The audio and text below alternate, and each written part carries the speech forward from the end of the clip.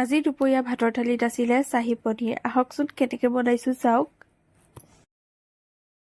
এটা কেৰাহীত পানীতে গোটেইখিনি বিলাহী, কাজু, কিচমিচ, পিঁয়াজ, জিৰা, জালুক, লং, ইলাইচি, দালচেনি গোটেইখিনি মই বইল কৰি লৈছোঁ। অকণমান সময় সিজাই লৈছোঁ।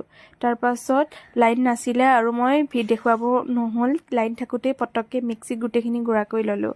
একেবাৰে সহজ। তাৰপাছত টাৱাত দুটুকু বাটাৰ দি লৈছোঁ।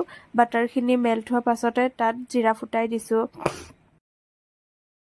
অৱস্থা বেয়া গাইজ, চৰ্দি। তাৰপাছত পেষ্ট কৰি ৰখা মছলাখিনি দি দিছোঁ। দি পেলাই অকণমান পৰিমাণ অনুযায়ী পানী দিছোঁ। তাৰপাছত অকণমান উতলিবলৈ দিছোঁ। এতিয়া চাহী পনীৰ মছলা দি আকৌ অকণমান সময় উতলিব দিছোঁ। খুব কম সময়ৰ ভিতৰতে বনাব পৰা ৰেচিপি হয়। বেলেগৰ দৰে নহ'ব পাৰে, কিন্তু